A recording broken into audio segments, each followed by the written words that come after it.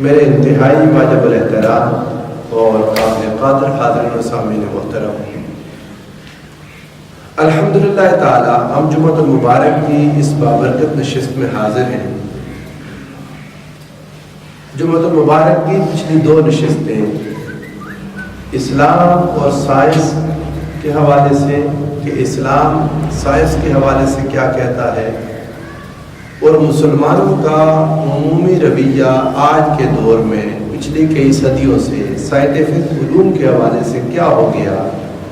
اس بات پر ہم نے گفتگو شروع کی۔ اور میں نے عرض کیا تھا کہ آج کی نشست اسی کا آگے تتمہ ہوگی، ہم اسی کو آگے مکمل کریں گے، اسی بات کو جہاں پچھلے جمعہ المبارک کو ہم رکے تھے۔ میں نے آپ کے سامنے یہ بات عرض کی کہ قرآن مجید اور حدیث نبوی صلی اللہ علیہ وآلہ وسلم سائنٹیفک علوم کو نہ صرف یہ کہ رواج دینے کے حق میں ہیں، بلکہ اللہ رب العزت نے اپنے پاک کلام میں اور حضور صلی اللہ علیہ وآلہ وسلم کی حدیث مبارکہ ہے صدیوں تک مسلمانوں کی رہنمائی کی سائنسی علوم میں محنت کرنے کے لیے، سائنسی علوم میں آگے بڑھنے کے لیے، سائنسی علوم کو رواج دینے کے لیے، اور موجودہ جو ترقی کا دور ہے اس دور کو اور قیامت تک آنے والے دور میں مسلمانوں کو قیادت فراہم کرنے کے لیے، قیادت لینے کے لیے امتوں کی قیادت، چونکہ اس علم کی اشد ضرورت تھی، سو اللہ اور اس کے رسول نے اسی کی طرف رہنمائی کی تھی۔ مگر بد نصیبی سے یہ ہوا کہ بعض لوگوں نے اسلام اور سائنس کو آپس میں مغایت اور مخالف سمجھنا شروع کر دیا۔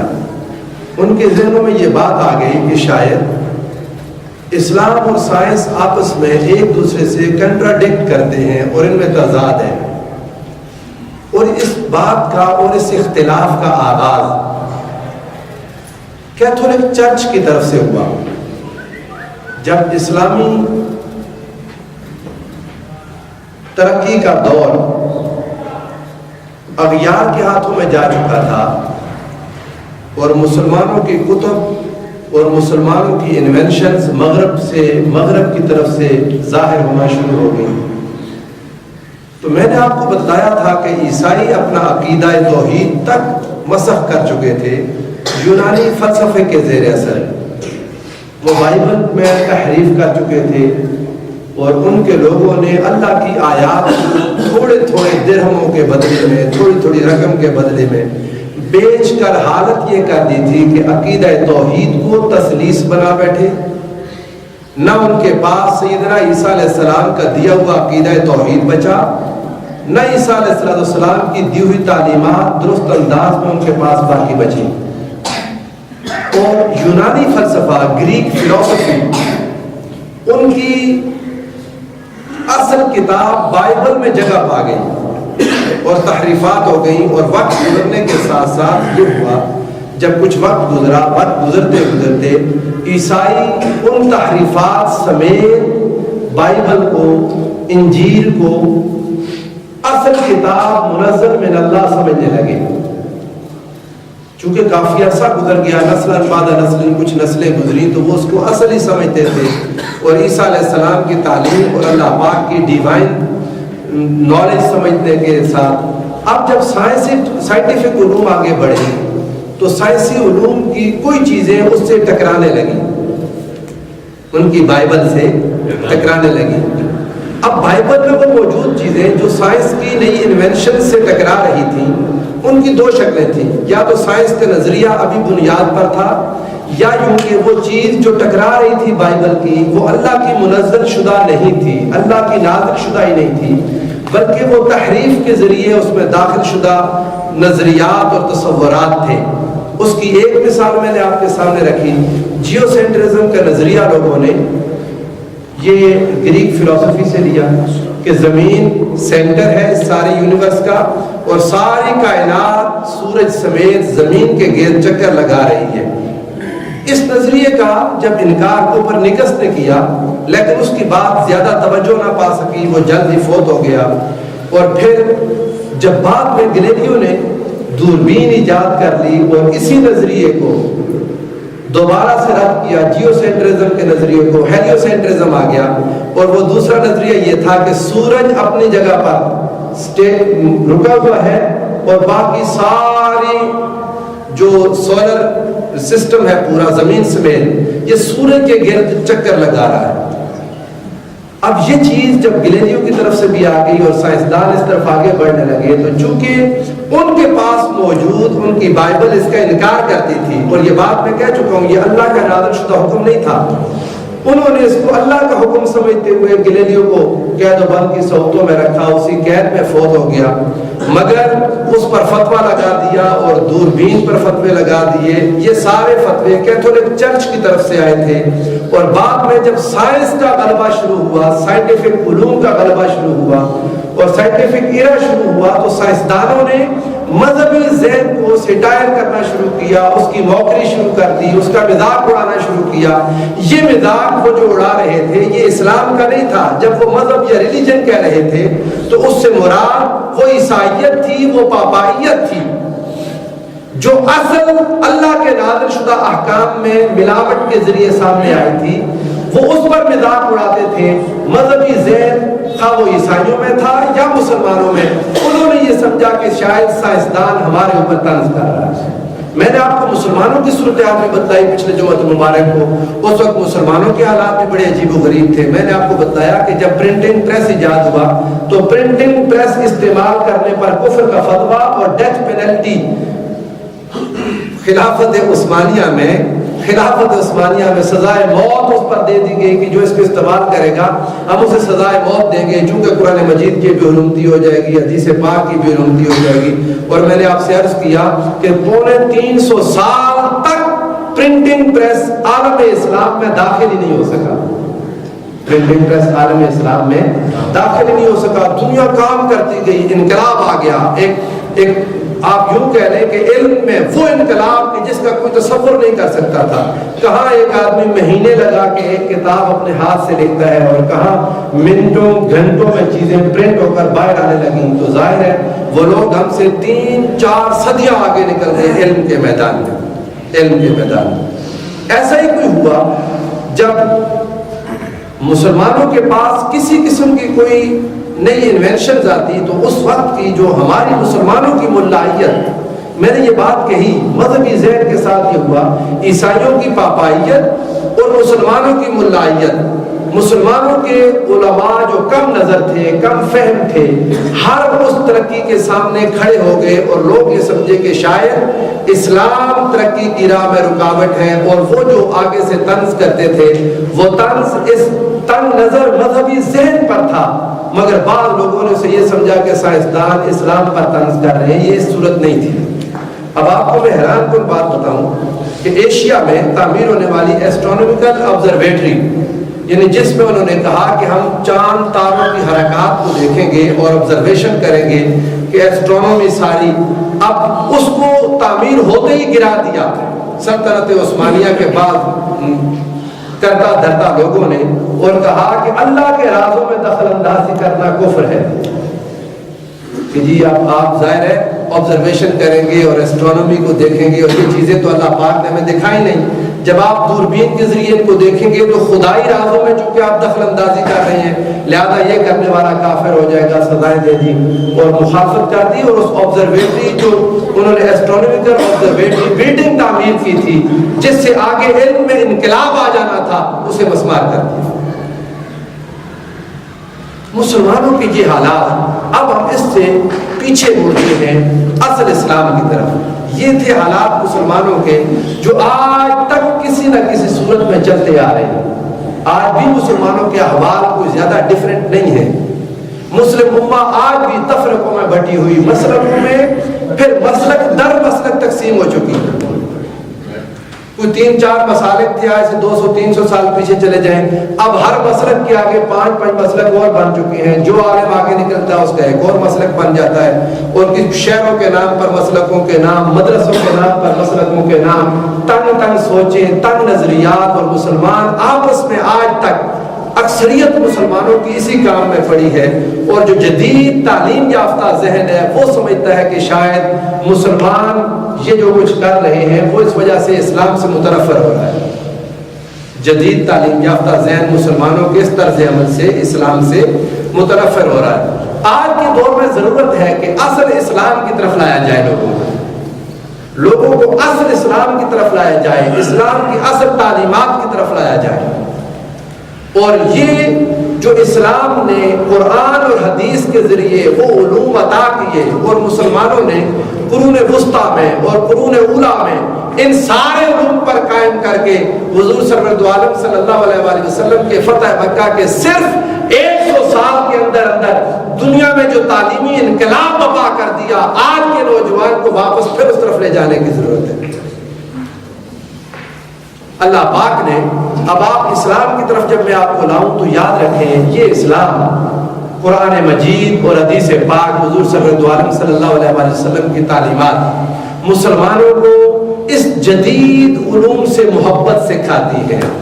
ان جدید علوم سے بولیے محبت سکھاتی ہے۔ اب اس کو سمجھنے کے لیے آپ قرآن مجید کو جب غور کریں گے تو آپ کو قرآن بار بار غور و فکر کرنے کی دعوت دے گا، مذہبی حقائق میں بھی۔ افلا یتدبرون القرآن ام علی قلوب اقفالها، قرآن کہتا ہے تم قرآن پر تدبر نہیں کرتے، کیا تمہارے دلوں پر تالے لگ گئے ہیں؟ کیا تمہارے دلوں پر تالے لگ گئے ہیں؟ تم قرآن کی طرف کیوں نہیں آتے؟ قرآن کہتا ہے افلا تعقلون، کیا تم علم نہیں رکھتے؟ کیا تم عقل نہیں رکھتے؟ کیا تم سوچ نہیں رکھتے؟ کیا تم شعور نہیں رکھتے؟ قرآن پاک علم رکھنے والے اور ان پڑھ اور جاہل کو برابر مانتا ہی نہیں۔ قرآن کہتا ہے اب هل تستوی الظلمات والنور، کیا اندھیرا اور روشنی برابر ہو سکتے ہیں؟ کیا دن اور رات برابر ہو سکتے ہیں؟ کیا عالم اور جو علم نہیں رکھتا جاہل برابر ہو سکتے ہیں؟ وہ قرآن جو بار بار علم کی تعلیم دیتا ہے، جو بار بار مسلمانوں کو علم کے میدان میں آگے بڑھنے کی ترغیب دیتا ہے اور علم کے سمندروں میں غوطہ زنی کی تعلیم دیتا ہے، وہی مسلمان علم سے دور ہو گئے۔ اس کتاب مبین کے پڑھنے والے علم سے دور ہو گئے۔ قرآن مجید بس وہی مسلک کی کتابوں کی طرح کتاب بنا لی، اللہ معاف کرے، استغفر اللہ العظیم، اپنے اپنے مسلک کی آیات نکال رہے ہیں، اپنا اپنا مفہوم اٹھا کے لوگوں کے ذہنوں میں ڈال رہے ہیں، مگر جس چیز پر قرآن سب سے زیادہ زور دیتا ہے اس چیز پر نیچے سے لے کر اوپر تک، انڈیویجول سے لے کر حکومتوں تک سارے کے سارے خاموش ہیں۔ اور ایصال ثواب کی کتاب رہ گئی ہمارے پاس قرآن مجید، یہ بات ہے ایصال ثواب، بس کوئی فوت ہو جائے تو پڑھ کے ثواب پہنچا دے۔ پھر امت میں کئی ایک گروہ ایسا بھی نکل آیا، اس نے کہا جی پڑھ کے ثواب پہنچائیں گے تو پہنچے گا ہی نہیں، پھر اس پر بحث شروع ہو گئی پہنچے گا یا نہیں پہنچے گا،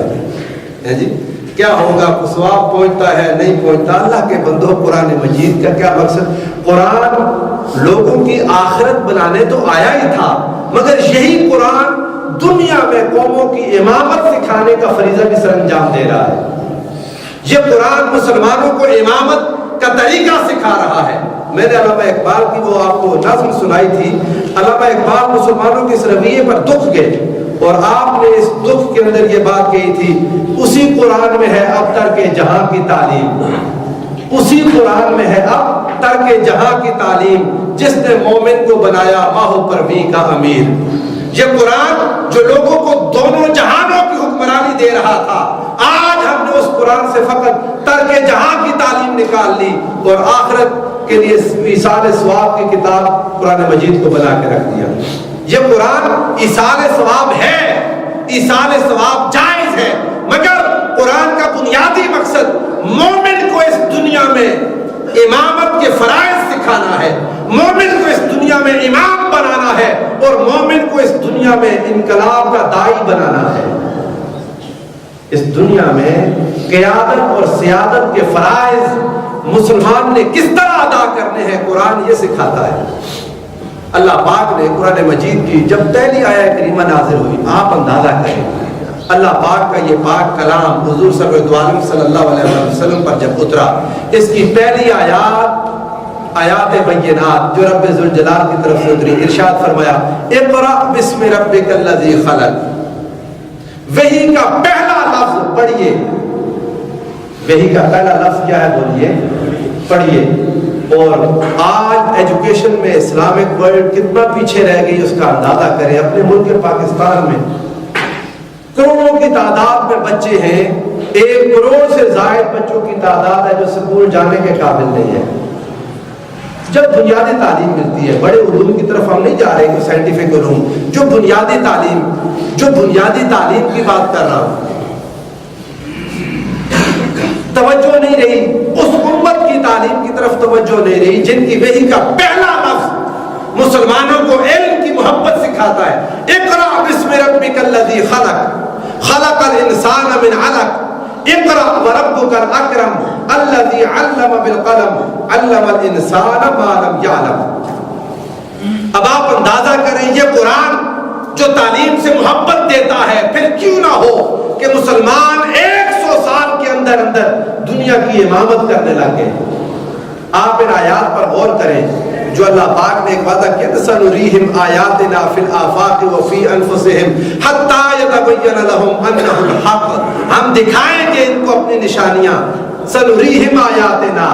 ہم دکھائیں گے ان کو اپنی نشانیاں، آفاق میں ایکسٹرنل سائنس دکھائیں گے، وفی انفسہم، ان کی اپنے وجودوں میں ان کو انٹرنل سائنس دکھائیں گے، ان کو پتہ چلے گا کہ رب ذوالجلال حق ہے۔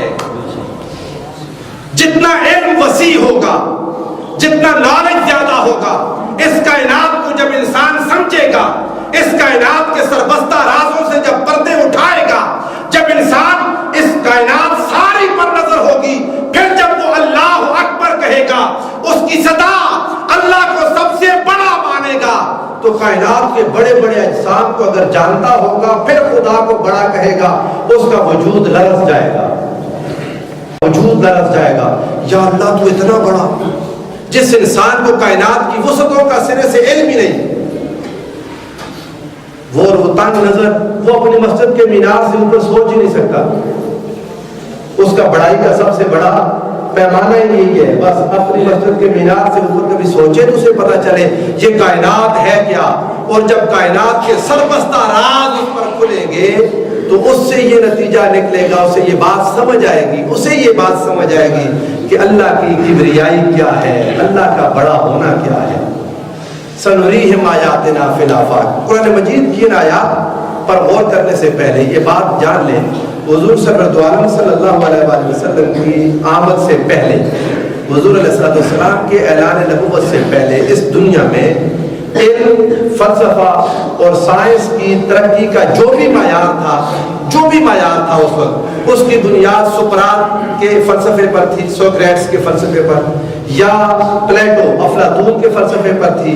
یا پھر ارسطوٹل کے فلسفے پر تھی۔ یہ لوگ تھے جن کی فلسفی پر اس وقت کے علوم کی ترقی کا پورا دار و مدار تھا۔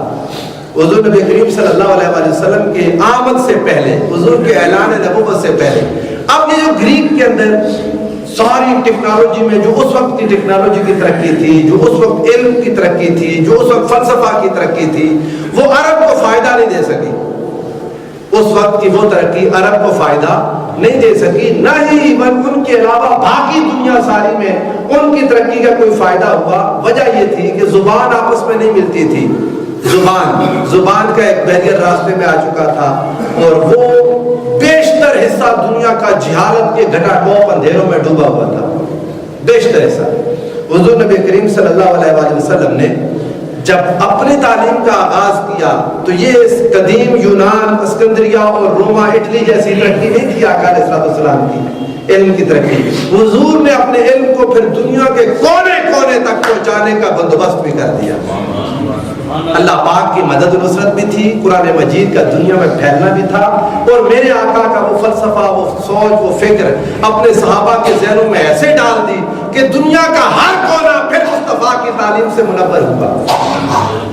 اللہ، یہ جو قرآن مجید کی پہلی آیات اتری، ان میں اسلامی اخلاقیات، اسلامی الہیات اور اسلامی فلسفہ اور سائنس کا جو نظریہ اللہ پاک نے عطا کیا، وہ بنیاد بن گیا آئندہ دور میں مسلمانوں کی علمی ترقی کی۔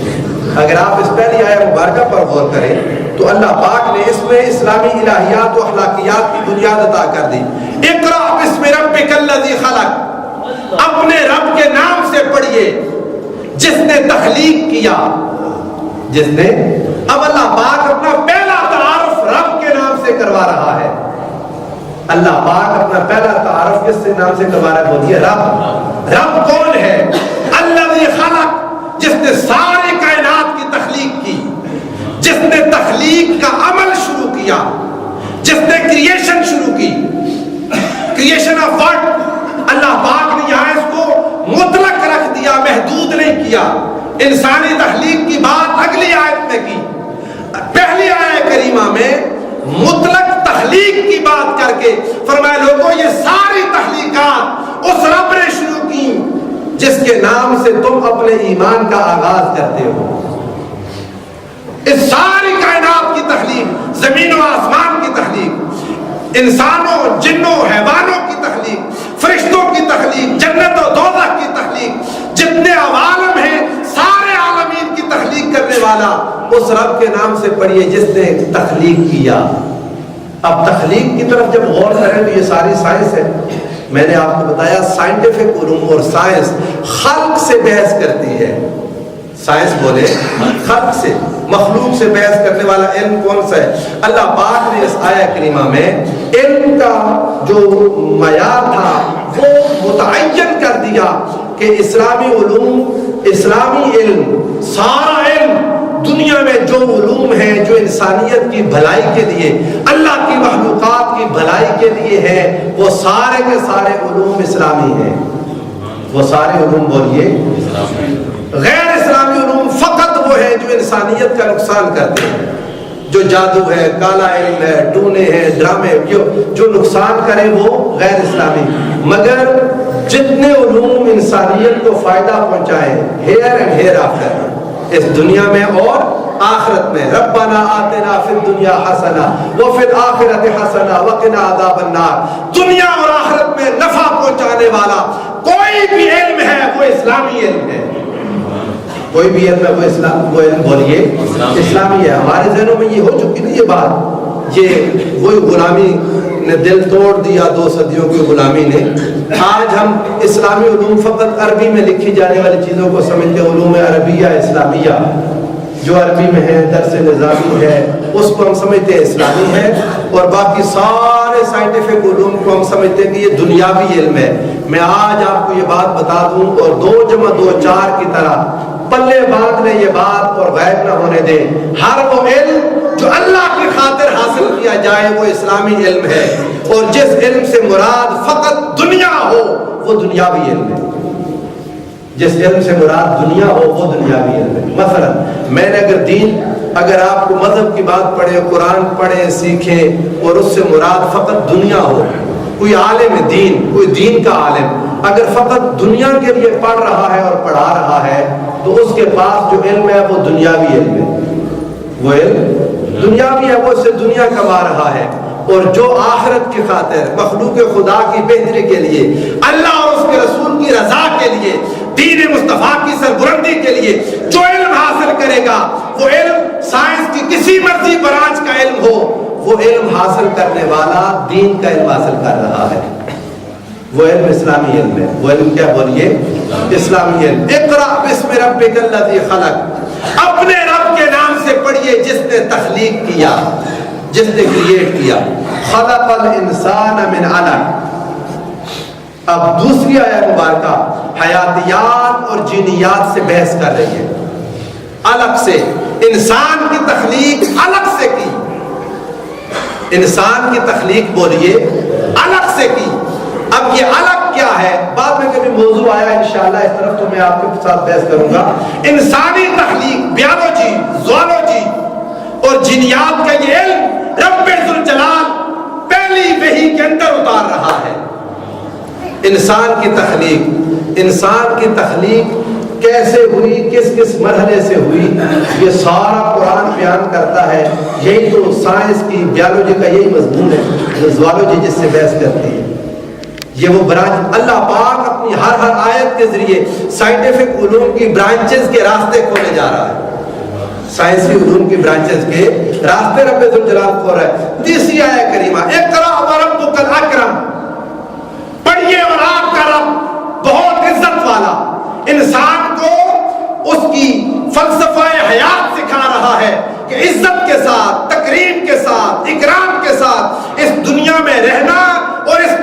میں بڑا ہونا، یہ رب ذوالجلال کا منشا اور مقصد ہے۔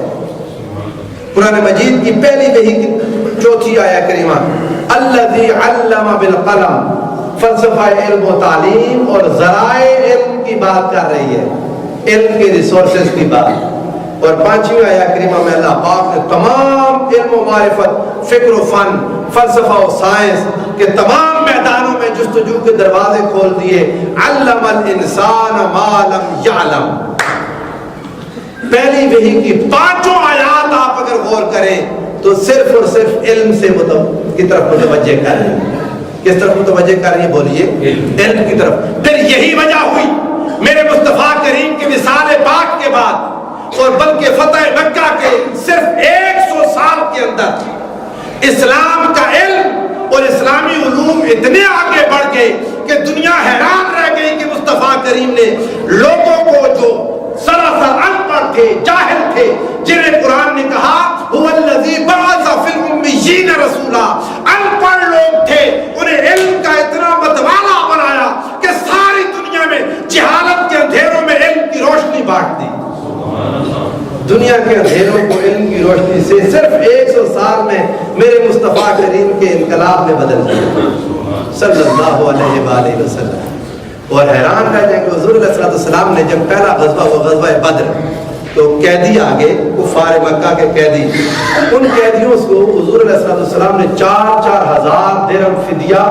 4,000 درہم، کیونکہ مسلمانوں کی اکانومی بہت کمزور تھی اس وقت، اور مسلمانوں کو اکنامیکلی مضبوط کرنا، اپنے پاؤں پر کھڑا کرنا، یہ بھی اس مصطفی تحریک کے سربراہ اور اس مصطفی تحریک کے لیڈر آقا دو جہاں صلی اللہ علیہ وسلم کی ذمہ داری تھی۔ حضور نے فرمایا 4,000 درہم دے دیں یا مکہ کے مدینہ کے 10 ان پڑھ بچوں کو پڑھنا لکھنا سکھا دیں۔ حضور علیہ السلام کی آپ یہ قائدانہ صلاحیت کو دیکھیں میرے مصطفیٰ نے، علم پر کتنی، حالانکہ مسلمانوں کو پیسے کی ضرورت زیادہ تھی، فرمایا 10 بچوں کو پڑھا دو۔ اب انہوں نے کیا بولو، لکھنا پڑھنا سکھانا، ریڈنگ اینڈ رائٹنگ بیس ہے نا،